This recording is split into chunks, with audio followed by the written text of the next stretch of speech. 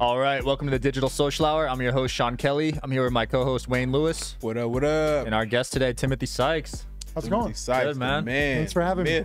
The legend. Do we need an intro on this, man? I don't think so. Most people should know who you I are. feel like too many people know. Like it's like I was really aggressive on social media like early on, and so people have like an idea of me. Yeah, from, like, years ago. he was like the original. I had like the orange Lambo. I was the first like Lambo guy, and then everyone started getting Lambos. He was like the Right. original. I told you, I used to like stalk his Twitter just to read up, he was what OG. he's doing. And I went hard, right? He was Like, making so much money, like, and he was talking about penny stocks and everything like that. So he's, I guess, not the originator, but I think you brought it to the forefront from a social media standpoint. 100%. You was killing it on Twitter for sure. because most people in penny stocks are just frauds and fakes, so they can't be real. I'm like, I just trade. I'm not like a promoter. I'm not like the Wolf of Wall Street. Let me just be real. So the more real I could be, the better. Like, So how close or true is that concept from Wolf of Wall Street? It's kind of the same thing. I mean, he was pre-internet. Like, people don't even realize. Like, he was just like a boiler room, and people didn't know. They couldn't use the internet to research. So Wolf of Wall Street is gone. I did an interview with him, and he was like, I was giving him updates on how the penny stock market evolved, and he was like,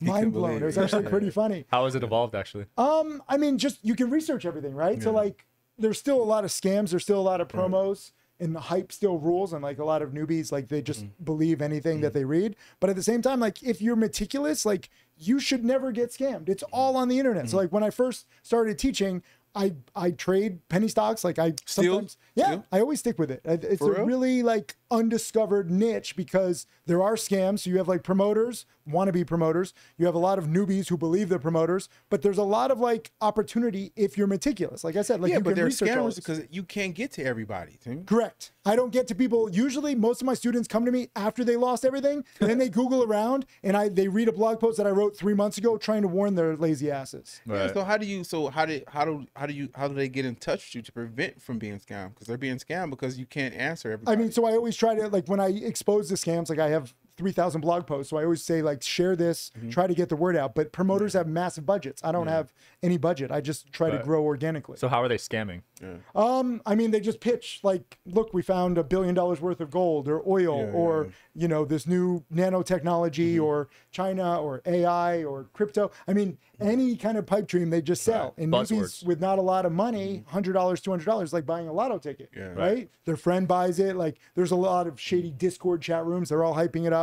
You know, there might be a Discord chat room where you think there's 1,000 people in there, but it's really just like 3 promoters with like 300 usernames each, and they're chatting back and forth. Wow. So like there's so much fakery. Yeah. I didn't even know that. This is what happens. So people are like, everyone's talking about this stock, it's going up. But not necessarily everyone's talking about it, and it's going up because the promoters behind the scenes are like trading back and forth with themselves. Wow. So you have just expect the worst. I always say expect the worst, you'll never be disappointed. So at your rate, do you even have a 401k? Does that shit even make sense to you? I don't like diversification. I literally focus on one penny stock at a time. Like if there's a scam, I might buy it. I say, look, I have blog posts. I say like why I invested $50,000 into this scam. And people are like, what's wrong with you? But if it's a scam, if it's a pump and dump, the promoters are paid to pump it up for a week, 2 weeks, 3 months. Like they have little disclaimers where they say how long their advertising campaign is going. Obviously it's always a risk. It can get halted. It can crash. So I don't bet big. Like I don't even usually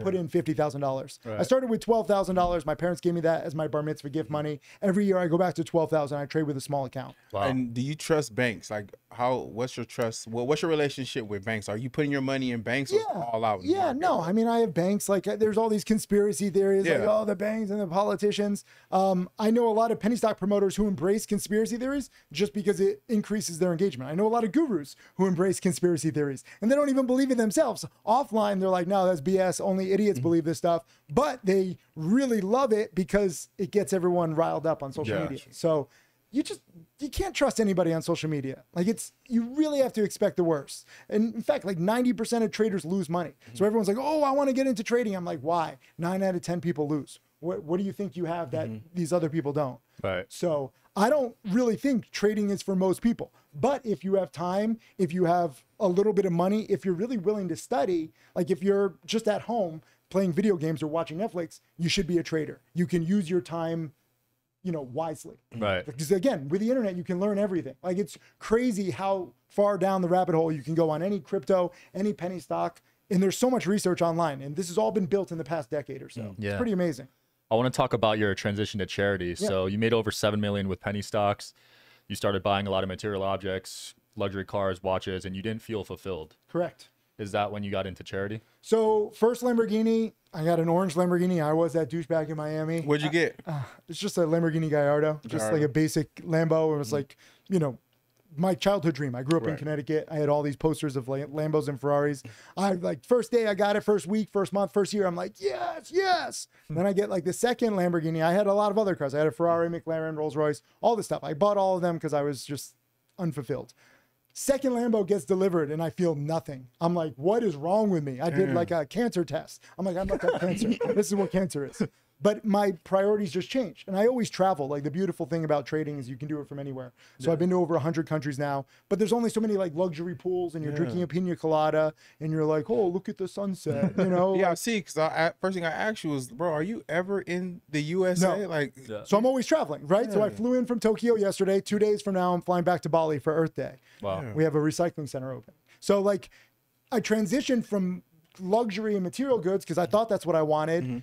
It made me happy for a little bit. I'm not gonna lie. Like people out there, like you shouldn't want any luxury. Screw that. Like get whatever you want. Like have fun. Inspire yourself. Live, If you have like nothing. Like I moved my family down from Connecticut to Miami. Best thing ever. I got them a place. Got them 2 places. Combined the places. They now live a dream life. That's fantastic for them.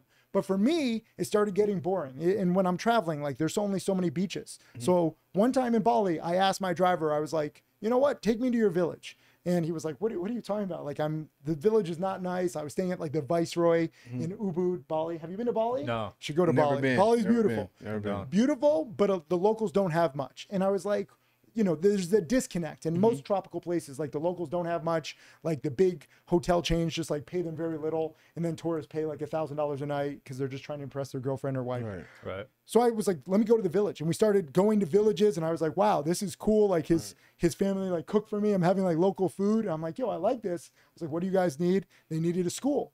Most of the kids don't know how to read or write. That limits their options. They're just begging or they have to work for like these evil hotel corporations that pay them very little. So you opened up a college. So we opened up just a basic school, No, I'm just basic school, right? One basic school. I think the first school had like 50 kids. Took like 3 months. It cost, I think, like $15,000. Yeah. I didn't know what I was doing. I was like, oh, let me just do this. Went back to Bali, saw it. Like the kids are singing to me. I'm visiting. Like I'm just crying. And I'm like, I want more and more. Then we opened 2 schools in Laos. Laos is a beautiful country too. Climbing some mountains, hiking and everything. It was amazing. And then I was like, I want more. I was supposed to donate another $250,000 in Laos, but I was so pumped up by the community. And I was like, I'm going to donate $1 million. And the translator didn't even know what $1 million was. It was funny. We have like a video of the translations and I posted it and everyone's like, why are you saying you donated $1,000? Like the translator got it wrong. But $1 million builds a lot of schools. And then it was just off to the races. Now we're 115 schools. Wow. So Wow. you're Bali? Bali, Laos, Nepal, Guatemala, Ghana, like Mexico, like all over. We even have some projects in America too. I'm just not rich enough to build that much. Yeah, in it's America. a lot more expensive here. And also, like, it's like, frankly, Americans are spoiled. Like, if you build a school, the kids are like, nah, I'm going to ditch. I'm going to play video game. Like, kids in these third world countries, they would love just for like like, it's mind blowing. They have in Bali, for example, when you go to these schools and you visit them, we also get them toys, new equipment, like a new playground, all this stuff. You see a coloring book, like we refurbish some of the schools too. It's not just all brand new schools. But I visited this school, this was a month ago, and they're showing me like this school has like a big hole in the ceiling. If it rains, no school, not just for the day, but for like a week or a month during the rainy season, everything gets flooded. They can't afford a new roof. I'm looking at their coloring books. You know, like a coloring book, like you can color it once, twice, maybe 3 times, but the coloring books, the pages are all shiny because they've colored over it like 50 times. Wow. They only have one coloring book for the whole community. And it's just like, we don't realize that, right? Like we take it for granted. So third world countries now after, I mean, it's been 5.5 years since we started this charity. Now we actually have some graduates and they're getting into school and they're like getting jobs. And it's just Can amazing. you see yourself living over there permanently somewhere? You see, people always say like, settle down in one place, but like, why? Like, I have the schools in all these third world countries. You know, I was just in Japan. This is this new charity merch. I just literally got this off the plane. Nice. This is like, No, I like it. yeah, you like this? I'm checking it out. Right? Yeah, So this is recycled material. Feel it, feel it. Yeah, It's like dude. recycled cotton. Yeah, It's it's definitely soft. well wrapped. Yeah, 100%. This is the first one. And this all goes to the victims of war. So it's like, you know, make peace, not war. So we're helping kids in war-torn countries like Yemen, Ukraine, Afghanistan. Yeah. So it's not just schools. Now we're helping animals too. We have a recycling center opening. Like, we're trying to do a bunch of stuff. Do you believe in recycling? Yeah, but there's a lot of problems with it. So like, we're doing a documentary on this too. So we do documentaries because there's a lot of misinformation out there.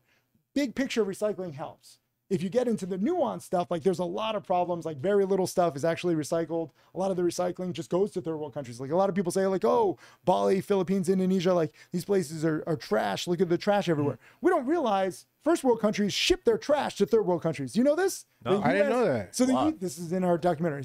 It's work in production, but like literally the US has so much trash. We used to send it to China. China, US, at a trade war, China was like, we're not accepting your trash anymore. So now we ship it to other third world countries, and the third world countries are happy because they get paid, but they have no way of disposing it. So there's all these illegal landfills. They're burning it. It's like destroying our planet. Wow. And people don't even realize this. That seems inefficient to just send. Yeah, we send. Yeah, we don't have enough room. Over like, the ocean? Yeah, correct. Why not recycle and burn it here? Because it was illegal. So we have laws here against that, but we're bursting at the seams with so much trash. So we're like, what do you do? Because like the local government, you know, they're embarrassed if there was all this trash. Like, what are you going to do with it? You can't burn it because there's laws against that here. Oh, let's sell it to these third world countries that need any money whatsoever. And they'll just, we don't want to know anymore. Like they don't ask any questions. Yeah, we have some crazy documentaries. So you're setting up a recycling center over there. So we're doing it the right way. So actually we have these plastic barriers that catch all the plastic in the river. So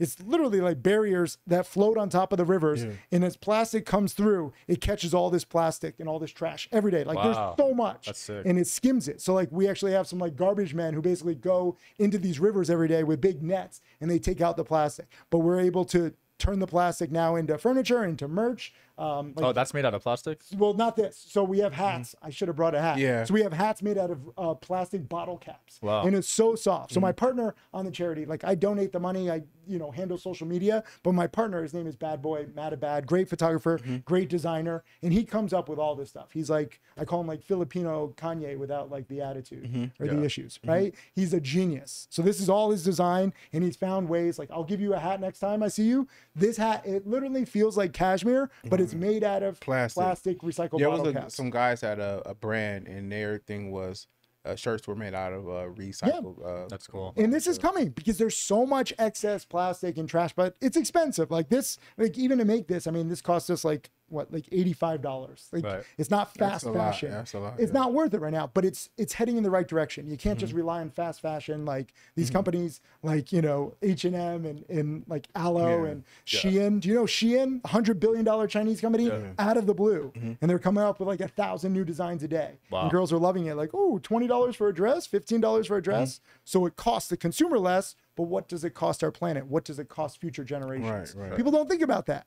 Wow. So this is what we're trying to do. Yeah, that's awesome. You've also donated over $5 million to over 100 charities. My question is, how do you find the right charities to partner with? Because I've donated to charities and all I get is a letter in the mail to donate more. There's That's all you're gonna get. No, 100%. But I don't see any proof of where the money goes. Well, that's the thing, You right? never will. So like I'm actually going to Turkey too because we donated $300,000 to the earthquake victims. So we're going to go there. We're going to see. We're getting them tents, mattresses, food packages, just basic stuff. You got to go with small charities. Like big charities, so inefficient. Whenever there's an emergency, everyone donates to Red Cross. Red Cross donates less than 2% of your money. The rest of it goes to the machine that is Red Cross. You serious? Commercials, lawyers, managers. Yeah. Whoa. And it stinks. And Red Cross is actually in trouble right now in Turkey because they did something even worse. Red Cross Turkey sold the tents to other charities. What? Like you're such a, that's just an evil thing to do. It went viral. You can search this. Wow. Red Cross Turkey charity selling tents. They sold them, I think, for like $60 and it should have been like $20.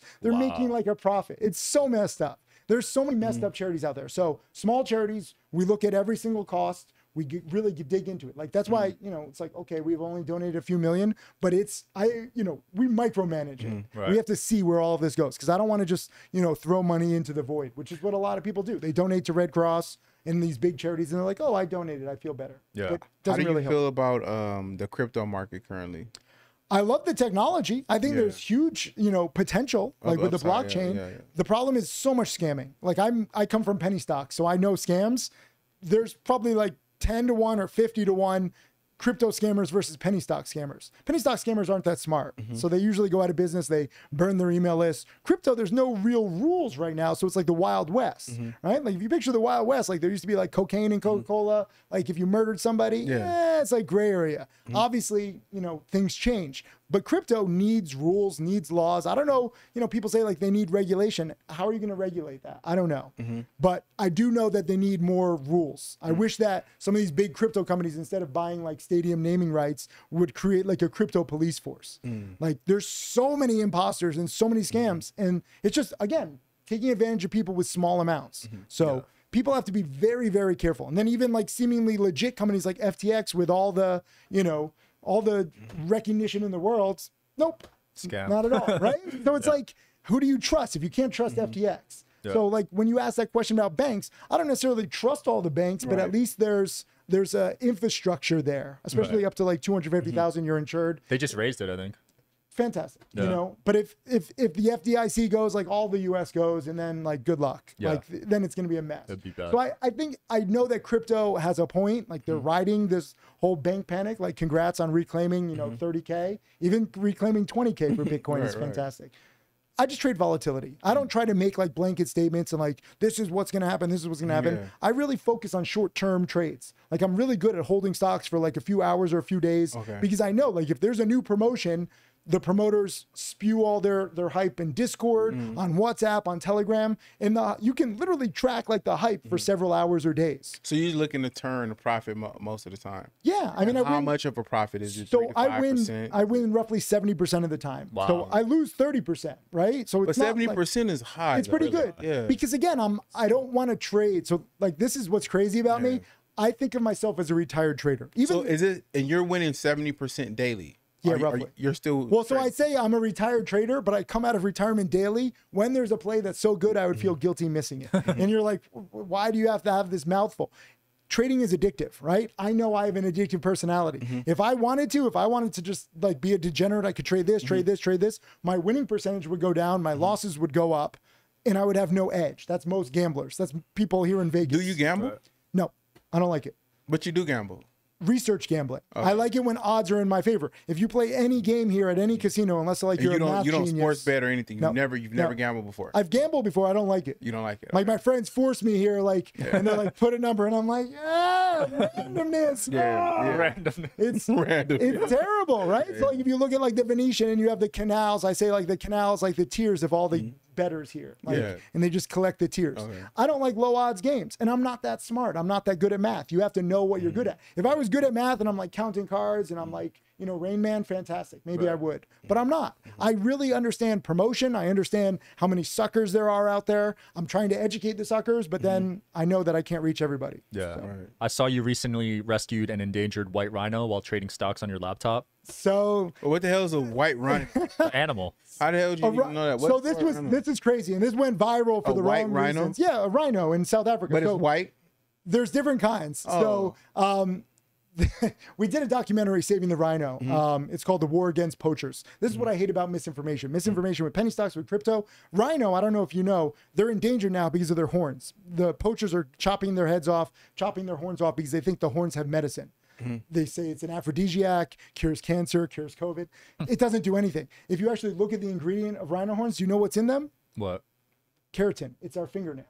Wow. A rhino horn is the fingernail of a rhino. It has no medicinal purposes whatsoever. So what are they doing with the horns? So in the black market, like I was holding up a horn, literally a horn like this that you can hold, like the size of, you know, this, what is that? Funko Pop. The size of that would be like $75,000 to $80,000 for a rhino horn. For a rhino Holy horn. crap! Correct, because they grind it up, they put it into powders. You can like eat it, like you digest it. And there are these myths that say like this is, you know, good, and it's all misinformation. So we did a documentary trying to cure the misinformation. You know, we can't really reach like the people that need it. Like a lot of Asian people believe this. This is like Asian culture. Wow. And it sucks, but this one video, so I'm trading wherever I go. I'm always trading and traveling. I usually separate it. Usually I'm like trading like at night or something. And then I do like the charity during the day. I don't sleep much.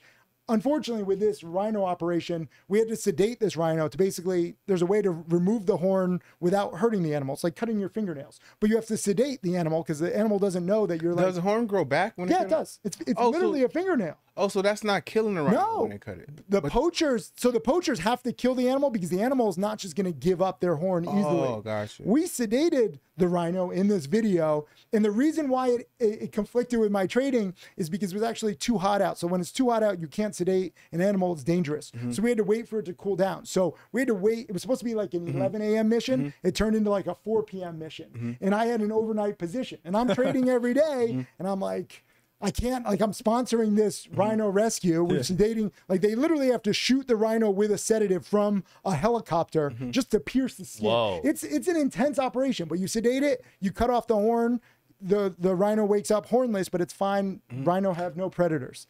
Humans are the worst predators. And it grows back within 3 months. But at least now that rhino, poachers won't go after a rhino with no horn, because there's no reason to try to attack. Oh, that's why you did it. Yeah, they don't want to attack a multi-ton animal when there's no prize. Wow. So we have to do like a safe operation. It's not the... Oh, so you guys are cutting the horns off. So that the poachers don't care about the rhino for 3 months. Wow. Yeah. So that was the rhino rescue. And then I was in a trade and I was like... How does Peter feel about even still doing what you guys are doing? Although it's to save the animal, are you guys getting any backlash from it? Well, I got backlash because I'm doing the trade while the rhino is sedated next to me, and I filmed it. Man, I filmed it. And I'm like, this is not good, but I show it. I have to be real. It's good content. And like one of the rhino rescuers, actually, I used her hotspot because you don't know where the rhino lands. Like this is a free rhino in the like weird grounds of like South Africa. South Africa. This is Africa. And luckily, like where the rhino landed, and then we tried the hotspot, and I did it, and I sold. I made like $500. Okay. Not good. I could have made more, but like again, because I'm trading and I alert every trade, I show every single trade that I do, so I can't like just skip it. Are you doing any development in Africa? I heard it's a growing place. Yeah, 100%. I mean, we have schools there, we have libraries. Now we're doing computer labs. So I just got back from Brazil. I was talking with what's his name, Paul, right? And he has some projects out there. So like we have computer labs now in Brazil. Nice. This bracelet, this is made out of acai seeds. Really? This is our all natural stuff coming soon too. That's cool. So this is made in like the Amazon jungle. So we try to like help the communities. We build schools, libraries, computer labs, and then we're also making merch there. Why do you care so much about rescuing endangered animals? So again, this comes down to traveling. At first, it was like luxury gets boring. Building schools, fantastic. It's not boring anymore. I love it. But education takes years or decades. A lot of these animals like rhino don't have years or decades left. Like at the current rate, rhinos are going to be extinct in the next decade unless we start to do something and start to change. And the fact that it's based on misinformation, this taps into my whole penny stock crypto. Like I hate promoters. I hate these frauds.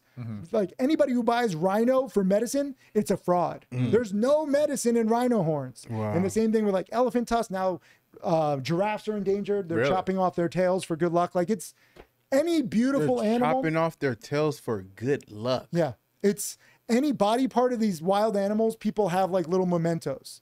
I'll tell you a worse thing with rhino. Before it was just powders and like medicine. Now, again, rhinos weren't even endangered 2 decades ago. Now that all these myths are spread and people believe them, there's a myth that on the deathbed of an elder in a lot of Asian cultures, to show that you love the elder. If the elder is like dying and like saying goodbye to the family, the family purchases a rhino horn, and the bigger the rhino horn, they give this to the elder on their deathbed. The elder looks at the rhino horn, then dies, and then they bury the elder with the rhino horn. And so it's a sign of respect, a twisted sign of respect. So now the biggest horns are going for even more because now any family with money is now trying to purchase this. And you're just this is only on the black market though. Black market, but you know, it's all gray area. It's not even black and white anymore. Yeah, that's terrible. Like even in South Africa, a lot of like the government, you know, they have like banks basically with vaults that have rhino horns in them that were taken, you know, in a good manner, the way that we did it. But if you open up the security deposit boxes, only like half of them are there. So like government officials are on the take too. It's everywhere because there's just so much money. And you can't even blame like the poachers in Africa, you know, like they're just trying to feed their village. Like a lot of the villages are starving. What if like your wife dies of starvation, your mom is dying of disease, you have no money, you have a rhino just eating grass outside the village, it's not doing anything. And you're just like, you know, they don't even want to do it, but they have to. And they only get paid a few $100s. Like there's a whole criminal market where the actual like they do all that for a couple. I mean, I guess it's a lot over there. Right? It's a lot, but it's like, again, this comes down to education. So if we build schools now, computer labs, if we give them new skills so they can get into the new tech world. Right. But right now, there's no, like most of these communities, most of the third world, they don't have the skill set for the next generation. They're just begging, like turning to crime, turning to gangs. Right. And unfortunately, rhino are disappearing. A lot of these animals are disappearing. 5, 10, 15 years from now, I don't know what they're going to do. The animals are going to be extinct, and then they're going to turn to crime even more. Right. And these animals, like rhino, they're beautiful creatures, but they're not like urgently needed. There's also pangolins. I don't know if you've heard of this. What is Not penguins, pangolins. Haven't heard So they look like a little anteater. They're like old dinosaur looking things. They curl up in a ball. They can protect themselves from predators. But they have a tongue that like goes flying out. They eat up to 10,000 insects a day, right? Wow. This is very useful for forests because forests have a lot of insects. If there's too many insects eating all the leaves and all the trees, the forest disappears. Unfortunately, pangolins are the #1 most killed mammal right now. Again, they have scales. People eat the scales. They grind them up. Same kind of thing. The scales are made out of keratin. I could make a whole documentary just called Keratin, where all these animals that people think are medicinal and there's just has no use. So they're killing the pangolins. They're eating them. 1 million supposedly are killed. We don't even know the exact numbers, but we know that they're greatly reduced and they're probably endangered. That's killing our forests. So not only are we like chopping down the trees with lumber and like new developments, now we're killing the animals that protect the forest. Pangolins are known as protectors of the forest. Wow. So you're doing a lot of philanthropist work right now. I mean, I'm just like even talking about this, like my blood is boiling. I just hate fakes. I hate frauds. And when the frauds are destroying the planet, like none of this ends well. We did a documentary on coral reefs. So I have Karma Gawa, which is the name of the charity. Karma, good karma. Gawa, my partner, Matabad, is Filipino. So Tagalog, Gawa means to do or to make. So it's like we're making good karma. But we also started an offshoot called Save the Reef. We went around the world to 7 different places looking at coral reefs. Coral reefs are disappearing at record paces. Wow. And it's terrible because coral reefs have underwater trees. You don't realize this. We're like, oh, save the trees. There's more trees underwater, and the trees underwater help our atmosphere more than the overwater trees. Wow. And we're destroying all the coral reefs too. Wow. Why are they being destroyed? So the chemicals in the suntan lotion, chemicals in golf courses. Golf courses are actually pretty terrible. Really? I don't want to piss off the golfers, but how do you think they make those greens so good? There's a lot of chemicals. Then when it rains, those chemicals go into the water, kills everything. All the marine life, all the coral reefs. Like all the coral reefs around Hawaii, gone because of golf courses. So you're basically, I mean, people got to wear sunscreen now, right? Yeah. Well, so there's new sunscreen. So this is the cool thing. We interviewed a scientist, and he actually came up with this stat where he said like 1 drop of, I think it's like oxybenzone. There's complicated chemical names. I'm not a scientist. Yeah. Disclaimer, right? But there's a chemical, 1 drop of that chemical in a body of water the size of an Olympic-sized swimming pool kills the coral reefs. Damn. And if you think... And that's in sunscreen. That's in sunscreen. Wow. So they're phasing it out. Like Hawaii put a ban on these chemicals, but it doesn't go into effect for like 2 years.